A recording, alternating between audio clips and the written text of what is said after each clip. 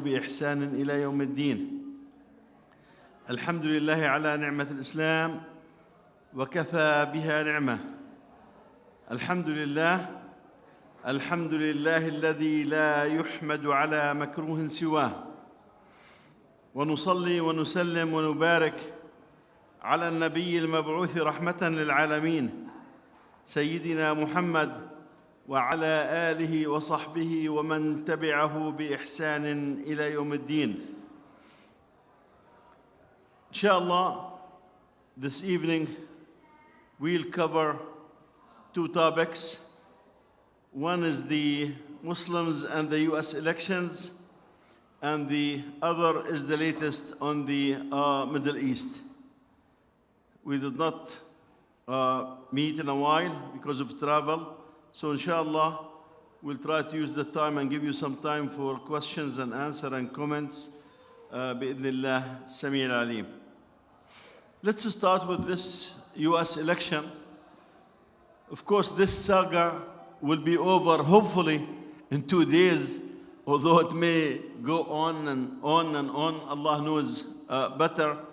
But we need to reflect on this subject because really I have been following the US elections since Carter and Reagan. And this, as you can imagine, 50 years, almost 50 years ago.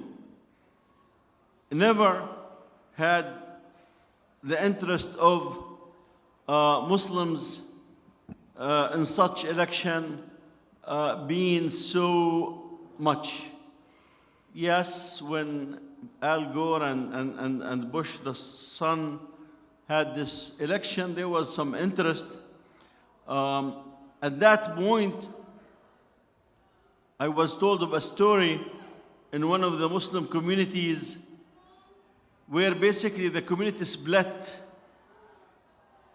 A group kept saying we should vote for Al Gore, and another group said that we should vote for George Bush, and the election finished. The Republican and the Democrat got together and drank together, and our brothers and sisters did not talk for years. Each one saying you should have listened to us. But that was then. This election is different. There's no doubt that the issue of Gaza became at the center of this US election.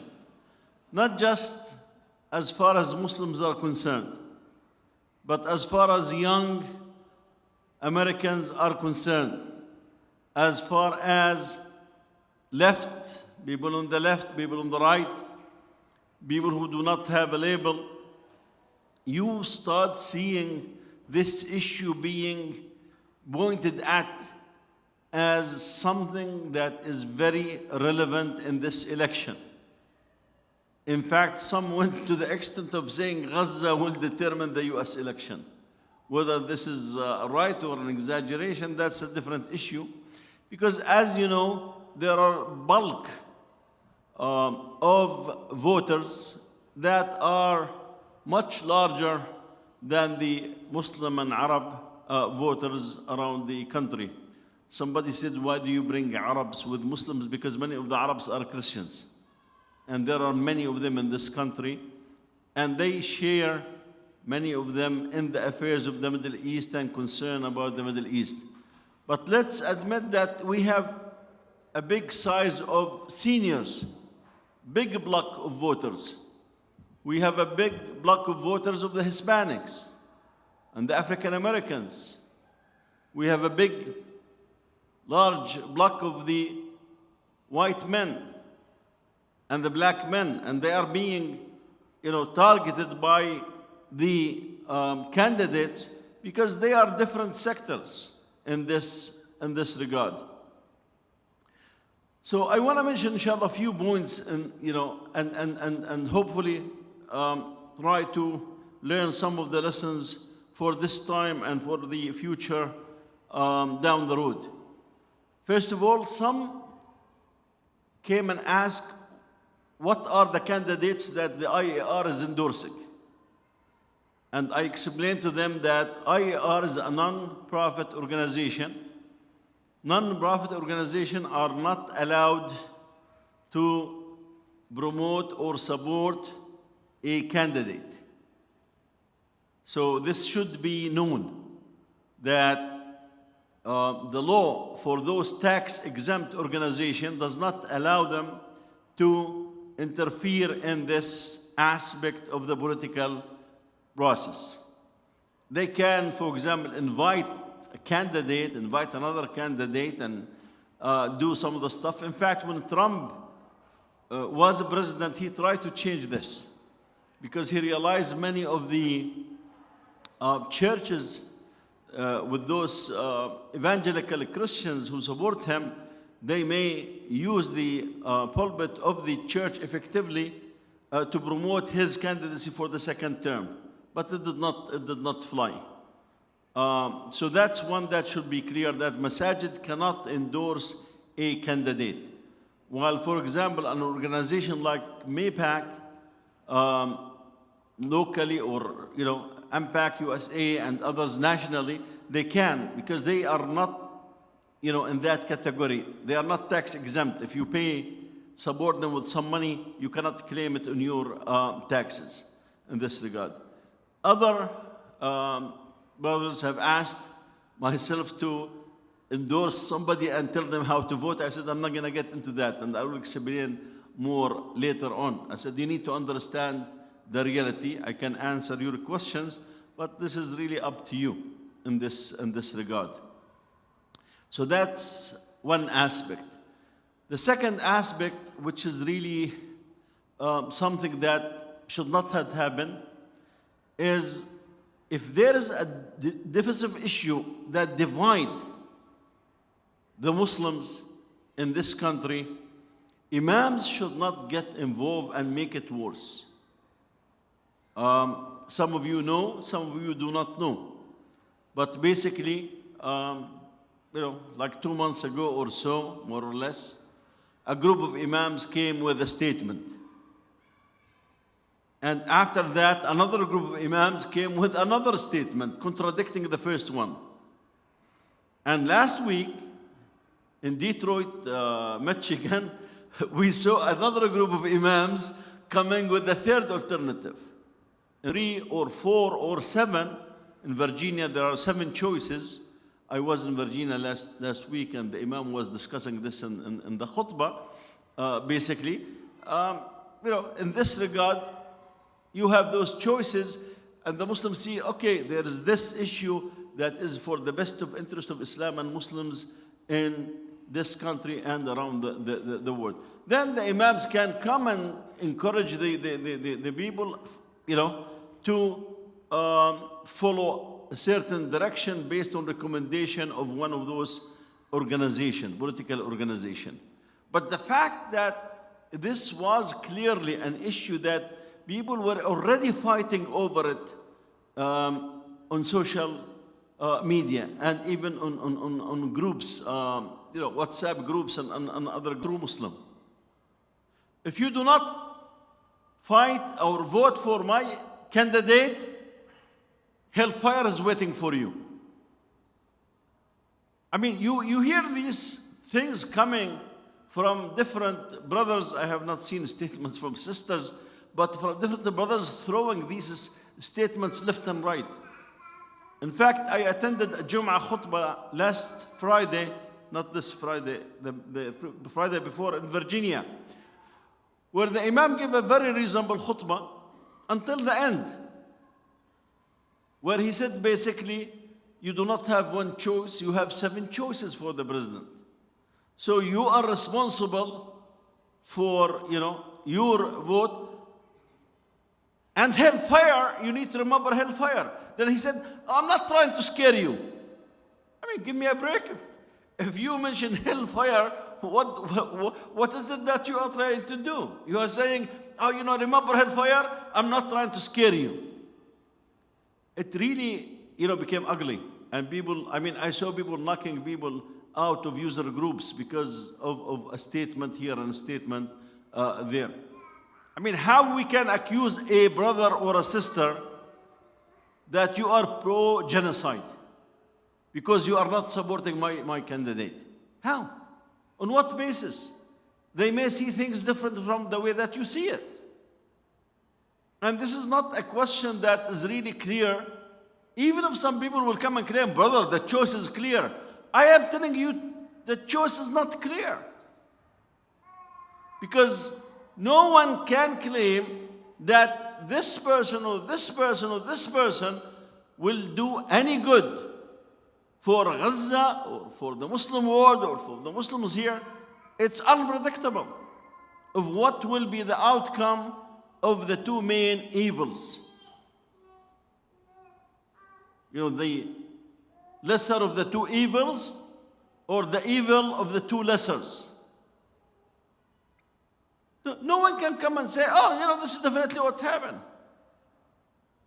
I mean, it was a joke of the week or the month or the year or the election when Trump, realizing that he needs Michigan, so someone arranged for a meeting between Trumps and some imams and some community leaders, and suddenly Trump is standing on the podium and behind him imams and leaders of the community.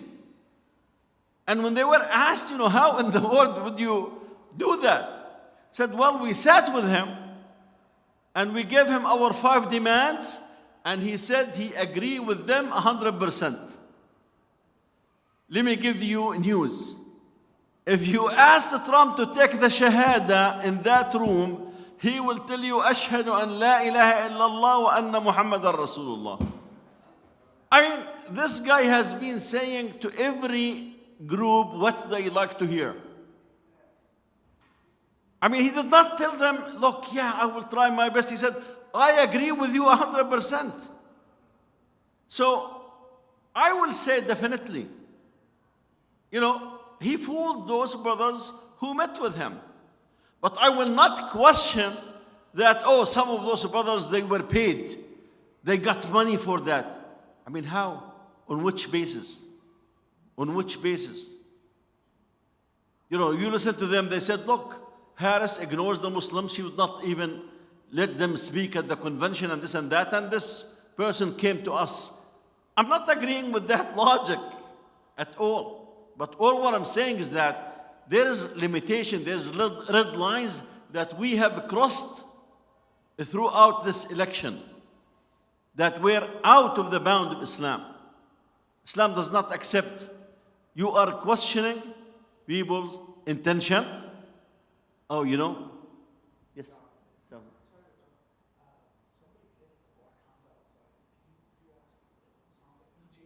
Who has a black Honda outside? EJB, black Honda, black Honda. Check the black Honda. Anybody drives a black Honda? Yeah, check the playground. There are some men and women in the playground.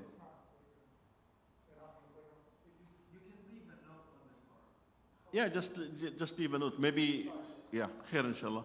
No problem in this regard. So to come and say that he fooled those younger brothers and elder brothers, you know, that's fair enough. Yeah, they were fooled. To come and say, we gave him 5 demands and he agreed to 100%. Yes, they were fooled by this guy. I mean, that's his tactic and that's his ways. But to come and say, you know, those brothers, they sold themselves for money and they were, you know, they were paid and this, you know, this is really Islamically cross the line in this regard. So from my perspective, the first set of imams who issue that, they should not have issued it. They should not. Because recognizing that you, the community, look up to you in your masajid. We need the imams to be a place where the people go for guidance. And the imams are not really the most knowledgeable in terms of the political situation. There's no doubt. They do not have time. They are very busy solving marriage and divorces and all those issues and trying to put education programs and so on and so forth. So the fact that you have a label of imam, and using this to unite the Muslims, that's great. But knowing the situation, and knowing that, yeah, the young Muslims who are enthusiastic for this, they are disagreeing with themselves, with the older ones, although the young tend to go in a certain direction. I thought that this was something that we could have done without that. Another issue, there is a difference between what a person suggests or what a person thinks and to be labeled this as a fatwa. So this first statement that came, some in the community says, oh, we have a fatwa. What do you mean? Where's the fatwa? You have a group of imams that says, from our understanding, the Muslims should do this or this or that. Where is this fatwa? Where is the fatwa? They are giving a political opinion that so many people will disagree with.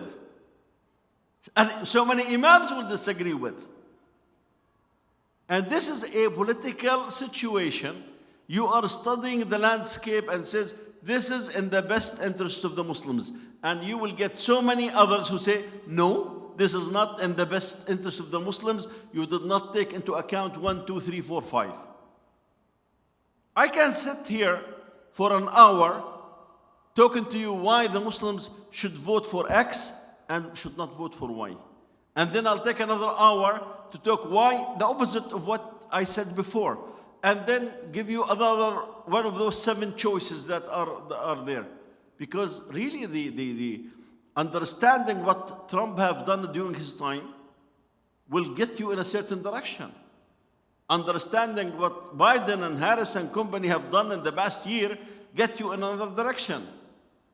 And listening to a third choice with people talking that they're going to change the system in America as if, this is something trivial. Just be with me, a few years and this would give us a break. Don't talk about these things as issue of certainty. This is political analysis. If we describe a reality, we are describing a reality. But if I am describing my understanding of an issue, that's not the reality. That's not the reality. This is my understanding of an issue. If I say Trump is a liar, I mean, it's a fact. It's a fact that he is a big liar. No doubt about it. Yeah, I know some of the evangelical will say, this man is best human being after Jesus. I know that. But nobody should dispute with the fact that he is a liar. Nobody can dispute the fact of what was done when he was during his time. Those are facts on the ground. But to come and say, look, this will be his last term. And based on this, he will do this and he will do this and he will do that. That's your expectation. And it may have, a value. It may be total nonsense. So from this perspective, we as Muslims, when we deal with these issues, we need to put this in perspective. There are things that are much more important for us, which is our Muslim presence in this country. We need to work together after the election. Because if we keep throwing accusation and at each other and this and that, how are we going to come back? As I told you, in a community that Sheikh Abu Yusr, may Allah subhanahu wa ta'ala cure him and give him the strength, he said for many years they would not talk to each other. Because some insist to vote for Al Gore, others insist to vote for George Bush, the son, and that broke the community for years.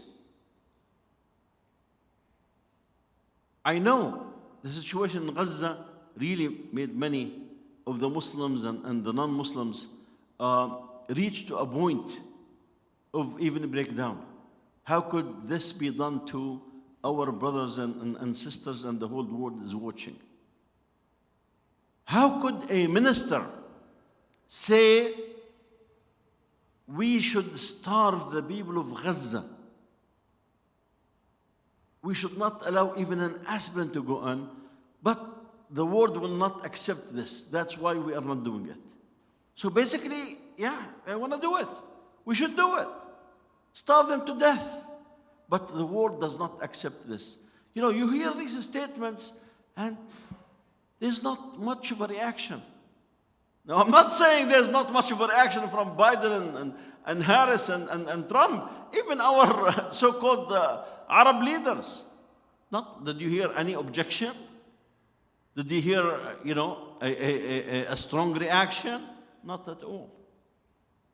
Even when the defense minister said from day one after October 7 of last year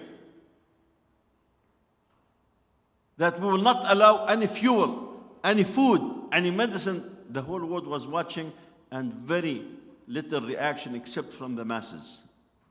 We will not allow it into Gaza. So from this perspective, yeah, we understand that the feelings and the emotions and the passions and all of this, but we are bound by our Islam. We are bound by our rules. We are bound by, we cannot just throw accusation at people from that perspective because I do agree or disagree with a certain stand. And again, to call one of these things a fatwa is hilarious. I mean, that's totally craziness. Totally craziness in this regard. Now, the election will come and go, but the struggle will continue. This election was part of this struggle, no doubt. I mean, the passion, the enthusiasm, especially from the young brothers and sisters, is great. Great. They just wake up to the reality that we need to do something. Although this something is still, not crystal clear, but the fact that there is this tendency of we need to stand and do something and say something and take a stand, that by itself is a great blessing. Remember, only a few years back we were calling this the TikTok generation, that they did not care much about anything. Well, we see the effect now, and we see the blessings now. This is part of the blessings of the Gaza, the sacrifice that the Gaza people have done for this Islam and for Palestine and for all of us in this regard. And, some of the stands really were sickening, as I said. As a Muslim, when I look at them, said, what's missing? Well, Islamic tarbiyah. Islamic tarbiyah. So when we as Muslims stand for a cause, we are bound by Islam. I remember a brother in front of me saying this about a female politician, not in the US, overseas, that when she was at the university, she was doing this and this and that. I said, brother, do you know if there's a judge here? He will ask you for evidence, for 4 witnesses, or you will get lashes. We are bound in our statements with the Sharia. So when somebody come and tell, another brother or sister, you are not really a true Muslim. Did Allah subhanahu wa ta'ala appoint you to have this, labeling in this regard? Of course not. So I hope that inshallah we have learned our lesson. What I will say at the end about this issue is hellfire is not waiting for any of you. If you did not vote, or if you vote for 1 or 2 or 3 or 6 or 7, hellfire is not waiting for you. You are trying your best to serve this deen. And I ask Allah subhanahu wa ta'ala to reward whoever is trying to do something for the sake of Islam in this regard. If a mistake is done, we ask Allah for forgiveness. But this issue of the hellfire is waiting for you if you do this, if you vote in this way, if you vote in this way. I mean, give me a break. Many of those brothers and sisters do not do their 5 daily prayers. They do not do their 5 daily prayers. And you will not say, oh, hellfire is waiting for you. But if you are not voting for my candidate, hellfire is waiting for you. I mean, what's this logic? What's this logic? We ask Allah subhanahu wa ta'ala to bring the khair and the good for this ummah. We ask Allah subhanahu wa ta'ala to elevate the suffering from the people of Gaza, bring the hidayah to the non-Muslim. I'll have few minutes for comments, question, answer before we talk about spending about 20 minutes talking about the latest in the Middle East, and there are some development. Any comments, inshallah, question? Nothing offends me, by the way. I mean, as long as you do not exceed the limits of, against your brother and sister, but to come and tell me that I am totally wrong, alhamdulillah, we just said it's an opinion. Yes, Sister Khadija.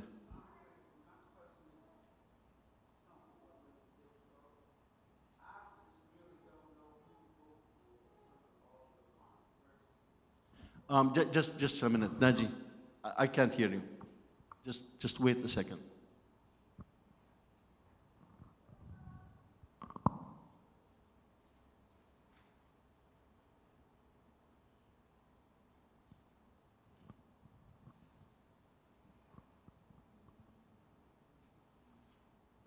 Assalamu alaikum. May Allah bless me and reward you for all the things you do, Brother Imam. This is Sister Khadija, and my question is simple, but maybe not simple. Based on all the controversial things going on, as a Muslim, I'm just don't know which way to go. I don't know. I have an idea who I should vote for, but then none of them are, it's not really clear to me if any of them are trustworthy. But I feel like I need to vote, so I guess I don't pose to ask for a suggestion, right?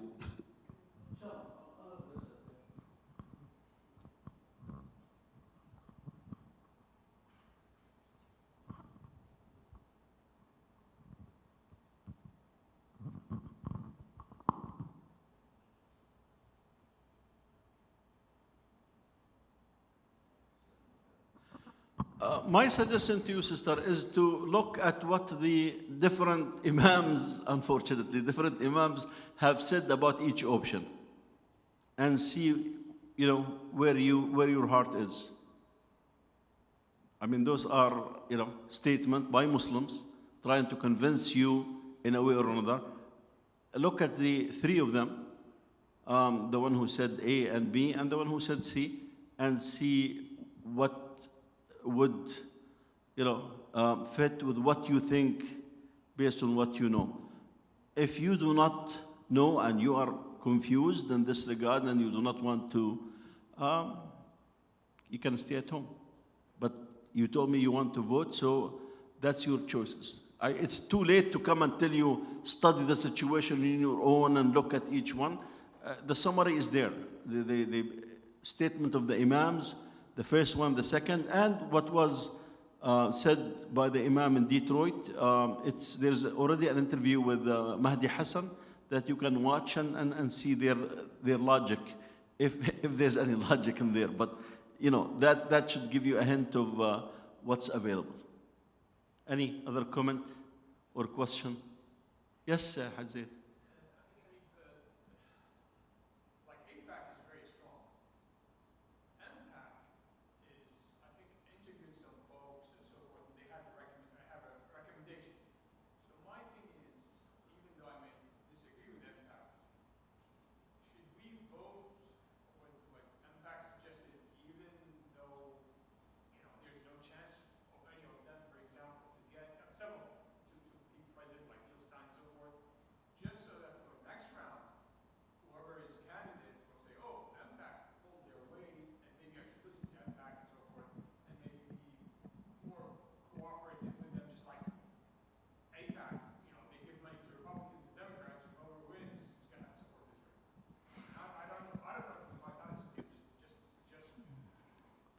Yeah, I mean, from my perspective, again, those are perspectives. There's nothing that is solid truth in this regard. The brothers, especially the younger brothers who did the work and put their recommendation, they were enthusiastic for this option, as you mentioned, for the hope that this thing down the road. But let me be clear that down the road does not mean the next election or the following or the following. We are talking about at least 20 years plus, from my perspective. Somebody may disagree with me, that's fine. Because this rotten system is well done. They put it in such a way that it's only within certain bounds that you can move. Although they said, oh, basically anyone can run who's born in this country. Anyone can be the president. I mean, this is what they tell our children in the schools, that you can be the president. And, you know, some people, unfortunately, tend to believe, yeah, I can be this, I can be that. But at the end of the day, there is a structure. You know, this structure is the one that brought Obama. Obama did not become a president because of his own, you know, that he's out of the ordinary and this and that. No, the structure decided it's time to have such a person in there. So, yani, if you feel, based on your knowledge, that the choices that they have done is not in the best interest of Islam and Muslims, you can follow your understanding in this regard. If somebody does not have any information, you would need to stick to one of the three statements that the Imams have put together with some help from others. Yani. But is it obliged? I would say no.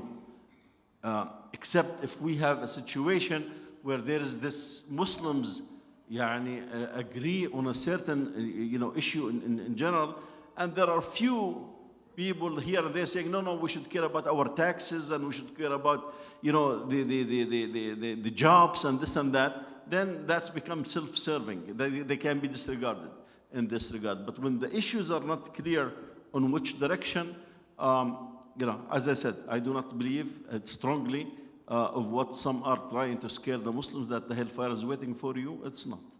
Allah subhanahu wa ta'ala will reward you for whatever you want to serve Islam and Muslims, and to come and say you are committing a sin, if you do this, you are committing a sin, nonsense in this regard. Because each one who's presenting a case, presenting what the reality to their understanding in this regard. And if there is, for somebody to say, oh, for sure, X will be better than Y with, yeah, you can say most likely X will be better than Y. But to come with certainty, of course not. You can't. Things can flip, with those politicians overnight. A last comment or question, inshallah, before we move to the latest in the Middle East. Okay, so this was that on the U.S. election. Now, in the Middle East, you remember for the past 50 weeks we have been saying the latest on Gaza, and then we start saying the latest on Gaza and Lebanon, and now the latest in the Middle East, because it's no longer just Gaza and Lebanon. Let me start with something that really became more and more obvious. And alhamdulillah, some of you and some others have sent pieces of news and articles to this effect, that the U.S. is managing the relationship, whether it is somebody want to call it a crisis or relationship or conflict or whatever, between Iran and Israel, that the U.S. is managing it. Case in point, Allah subhanahu wa ta'ala, when He says about the Jews that they can have something of their own, they will be humiliated except for support from Allah or from the people. Meaning they cannot depend on themselves. They cannot come and say, we are on our own and we can make it. It was clear in the last attack by the Zionists on Iran that the Biden administration made it clear to them, if you attack the nuclear sites or the oil installation, you are on your own. We will not defend you. I mean, that statement by itself would scare those Zionists because they know they cannot stand on their own. I mean, this war in Gaza, this genocide in Gaza, has been going now for, this is the 13th month. We are entering the 13th month. Imagine if the US did not come to the help of the Zionists with money and weapons. How many months they would last? Few months at the most. Few months at the most. I mean, they were short on money. They were short on missiles. They were short on those big bombs. They were short on human beings. Imagine those Zionists coming to the Africans.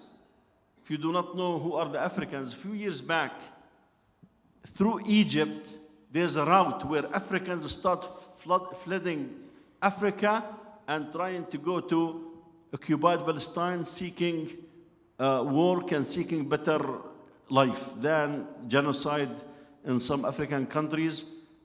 There's also famine in some other African countries.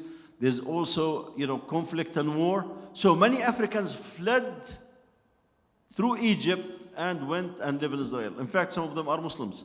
One of the brothers who was with us in I'tikaf in Aqsa, he was next to me in the last 10 nights. Brother Adam is from Sudan, Southern Sudan. So from this perspective, they are coming to those Africans saying, can you join the army? We'll give you what's equivalent in the US, green cards. I mean, this is the government is coming to the Africans who until now they did not recognize their status. They're saying, we'll recognize your status. We'll give you an equivalent of green card. Come into the army. And some of them already went and were killed. They went and they already were killed. 2 days ago, the head of the army and the defense minister, they sent a statement to Netanyahu that the army is exhausted. We need more people to recruit more people in the army and more people in the reserve. That we should have a ceasefire in Lebanon and in Gaza.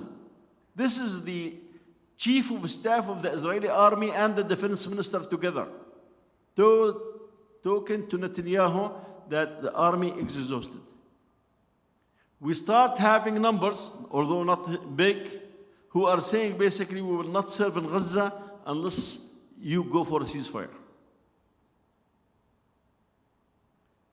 You start seeing signs that the economy is really suffering big time.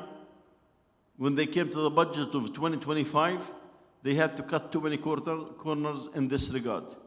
And they're having difficulty in borrowing money from banks. Because banks basically saying, how do we know? Maybe not sure what will happen next year or the year after. Many Israeli intellectuals and Jewish intellectuals in and out of Palestine are telling the US government, rescue Israel from itself.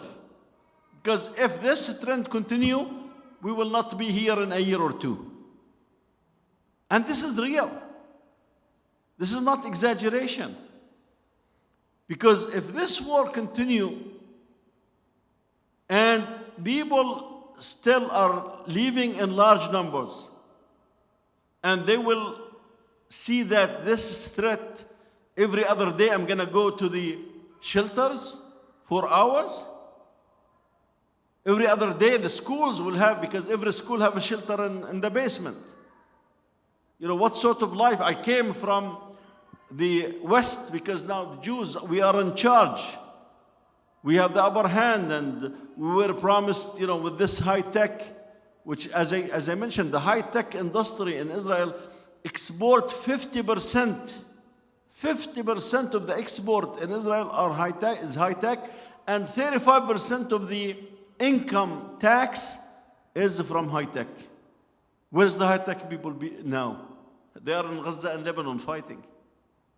So basically, companies are suffering. There are tens of thousands, and they're saying eventually hundreds of thousands of small businesses and medium-sized businesses that will close. And many of them have already closed.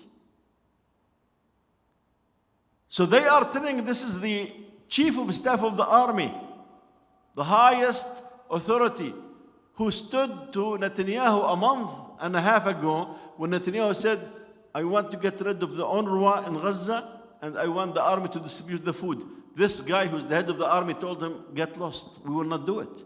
Our hands are already full. We are exhausted. He had the authority to tell the prime minister, no, we are not going to do it. In this regard. So they are feeling that the situation is not going in the right direction in what would be the objective. Netanyahu keeps saying, I will make this safe. Today, I will have North Israel to be very safe, where people can come back. I'm going to get Hezbollah to go beyond the Litani, either with agreement or without agreement. I mean, he has been giving all those promises for the past 2-3 months, and he have been giving promises about Gaza from day one, and nothing is achieved. Nothing is achieved. Now, there is a big, when I say a big, I mean it, a big scandal. If you go to the Times of Israel, or Haaretz, or Jerusalem Post, the headlines are a big scandal in the Prime Minister office. What is it? If you remember, about a month or 2 months ago, around that time, there was some news from Europe talking about some secret documents that they had access to. And some of them were in Germany. And the media in the world start quoting them. At that time, we discussed them. Some of them looked genuine, some of them were fake. For sure they were fake. Because they were talking about Sinwar preparing to leave Gaza and go to Egypt. That he's already cutting deals to go to Egypt so that he will not be assassinated. This was came in the package. So what had happened, now we know, is the following, that 3 guys in the Prime Minister office, there were 4 and one of them was released from the detention today. 3 guys headed by a person who was working for Ibn Gfir. And Ibn Gfir is one of those worst right-wingers, not that, I mean, Netanyahu is also worse than the rest, but Ibn Gfir, when you see him, basically he said, Palestinian prisoners, we should shoot them. We do not want the prisoners. I mean, it's to that extent. He said Palestinians should not be allowed to drive in the roads for the safety of the Jews. I mean, he have some of these statements. The people on the West Bank should be thrown to Jordan, and the people of Gaza should be sent to Egypt, and Israel should be only for the Jewish people. I mean, this is Ibn Gfir. So one of his men ended up in the Prime Minister office. They tried to get clearance for him so that he will work for Netanyahu. And the intelligence, Mukhabarat, said, no, we cannot give him clearance. He has many issues. So Netanyahu kept him in the office without being in an official capacity. However, he was provided with top secret documents, which is a big violation. That's where the scandal is. Now, this guy with the 2 with him took those top secret documents and forged some other documents from scratch. They forged them, they made them up. And they sent some of the real ones and some of the forged ones to the Western media. The forged one, I mean, it was clear, as I said, when we discussed this in the past few weeks, when they were discussing about, Hamas is the main obstacle to the agreement. It was Netanyahu, not Hamas. And we discussed it at that time. This is one of those documents that Sinwar and some of the leadership are ready to go to Egypt. And they already talked to the Qatari and the Egyptians that they want to go, basically save their lives. We said again, that's absolute nonsense. This is one of the forged ones. But some others were genuine on the strategy of Hamas regarding the hostages. And the way they mixed the real and the forged one was to protect Netanyahu and his stand from the hostage deal. That basically saying, oh, I am after a hostage deal. I want a deal. But it's Hamas that's standing and refusing this deal. We have offered so many concessions.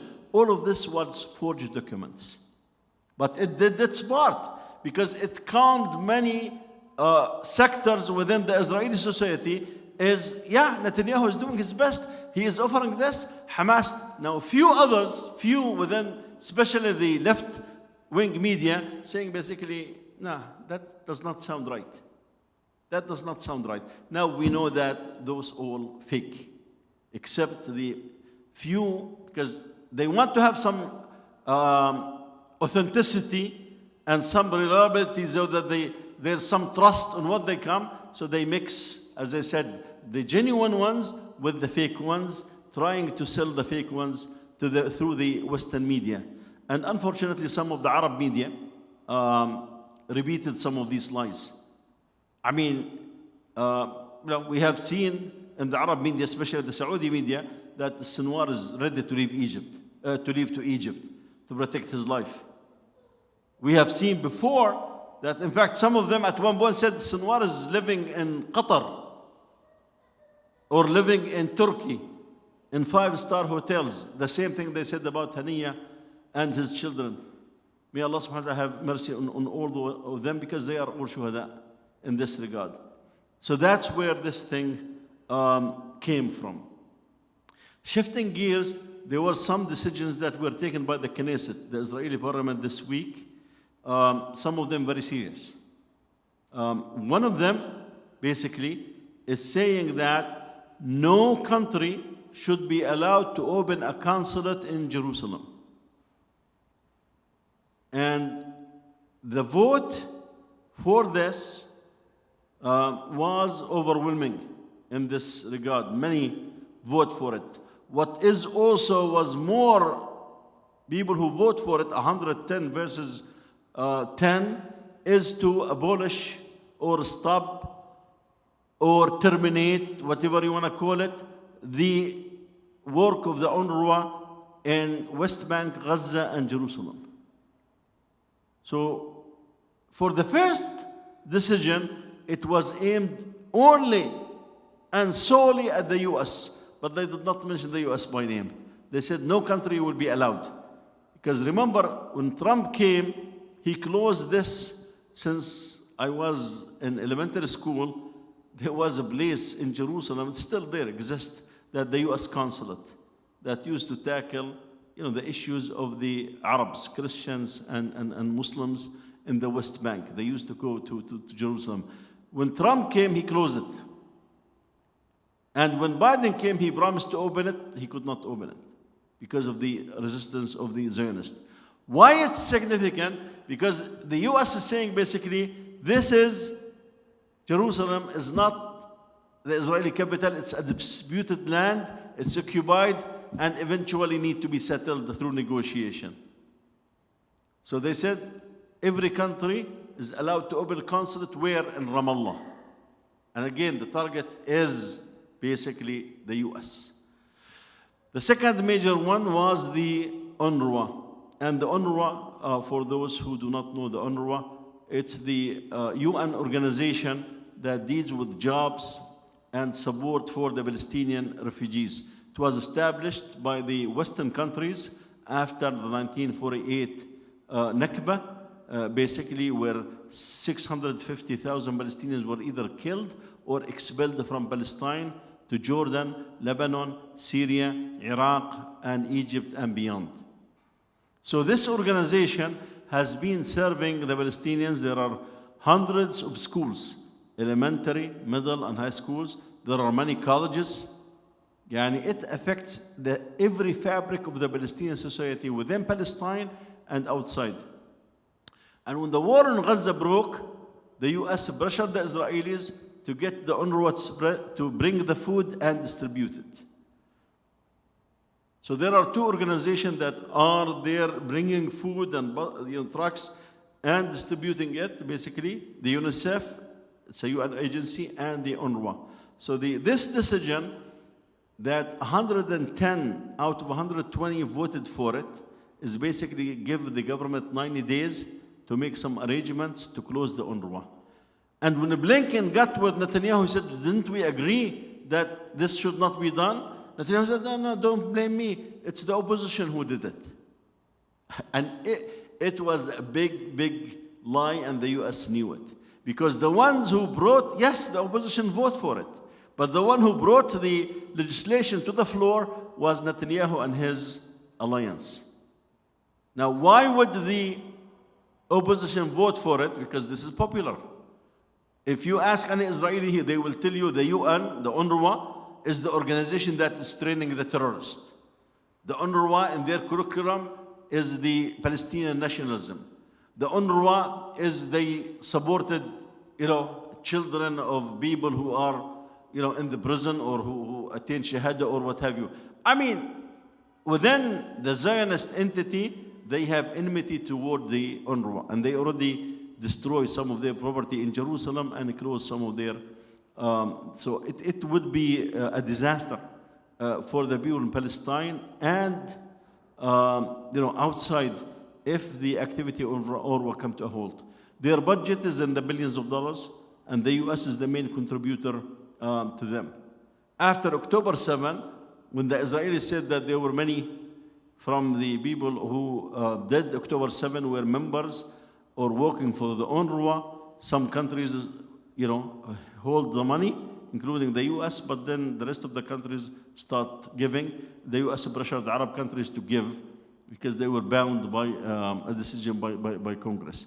So this was a decision. The third decision of the week is that they initiate something about the families of those who do acts against the Zionists in the West Bank, or at least in the beginning they are saying in the 1948, but eventually it will be in the West Bank and in Gaza, that they will deport their families. Not just they will punish them, but they will deport their families. As a start, they are saying, if the families know, or if the families support, or this and this and that. If you do not know, in Palestine, whenever someone does an act against the Zionists, by, for example, taking his car or his truck and blowing through a group of soldiers on the side of the road, and he is a shaheed, the family open a place where they receive congratulations from the people. In fact, in some of the cases, they call it urs, not taking condolences in this regard. So, don't expect that the father or the mother or dad to come and say, this guy my son is crazy, he did this. On the contrary, they said, we are proud of our son. So basically, where this thing is heading is not just for those who do certain acts against the Zionists, it's laying the groundwork for expelling the Palestinians in the West Bank to Jordan and the Palestinians in Gaza to Egypt. That's the Zionists where they are heading in this regard. There are a few other things, but for the sake of time, because we need to finish by 9, I will, inshallah, open the floor. We have about 7 minutes for questions and comments, inshallah. So we will finish by 9. We will not be late for all of you. Any comment or question about the Middle East recent development in this regard? Yes, Akhi.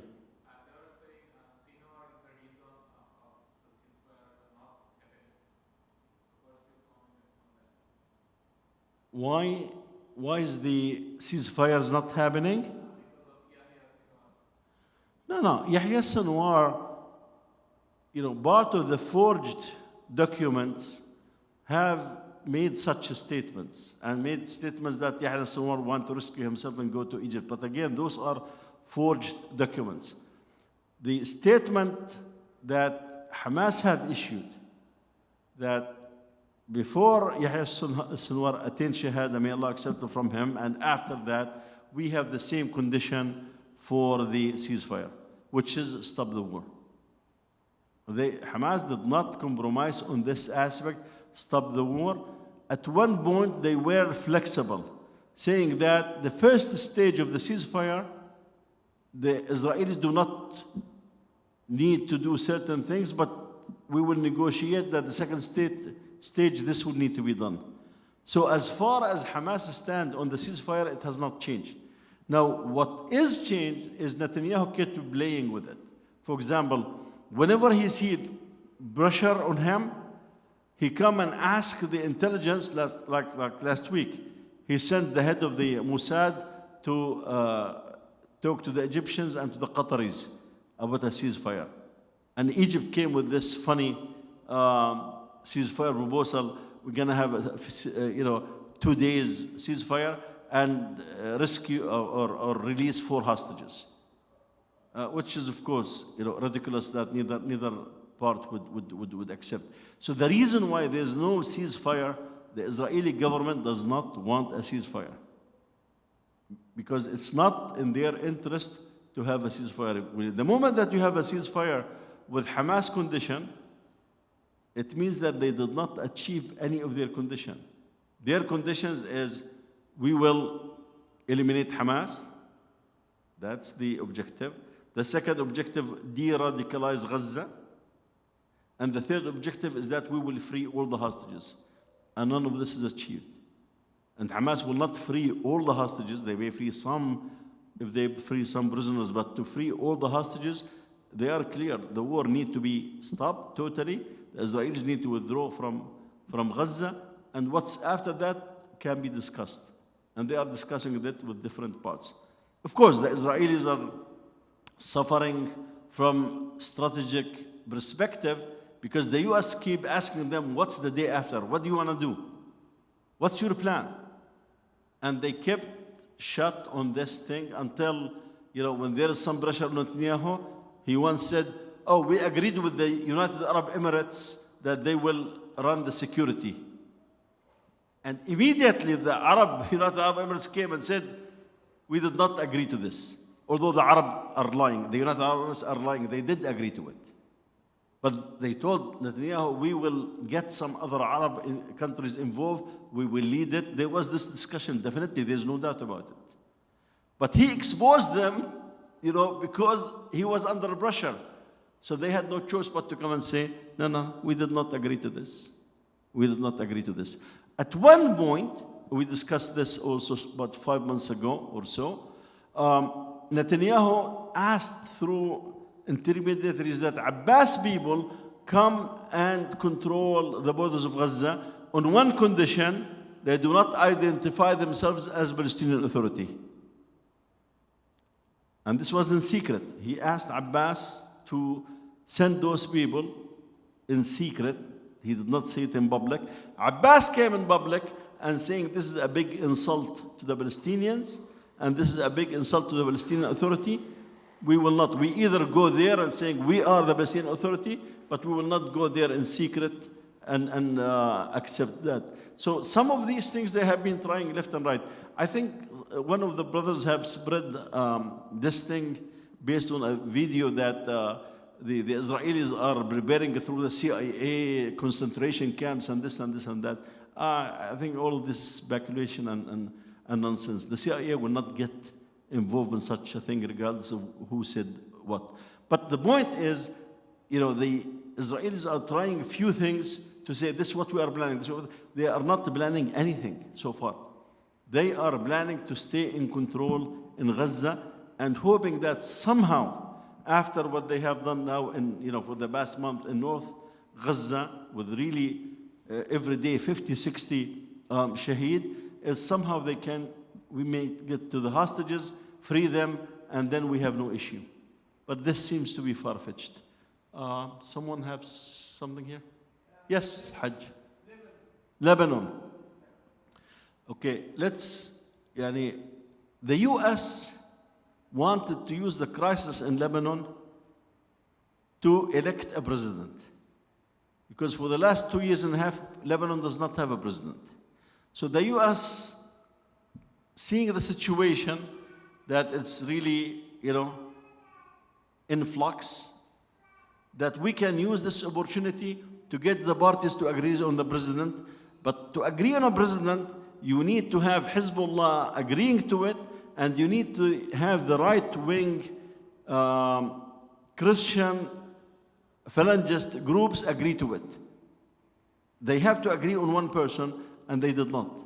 So the US thought, let's use this crisis and solve this problem. It did not work. That's one. Secondly, if you have seen in the last 4 days, the US media and the Israeli media were floating news that within hours we will have a ceasefire. And this is based on the US asking Lebanon to declare a ceasefire from one side and saying, if you do this, then we can manage the Israelis. It did not go anywhere, absolutely in this regard. So Hezbollah start hitting a little deeper into Tel Aviv and the surrounding in this regard. This development is really bothering the Israeli government, because it just gets their credibility in question. You're not really protecting us. Where is the Iron Dome? There's the Iron Dome, and there's Maqla' Dawood. What it's called in English? David.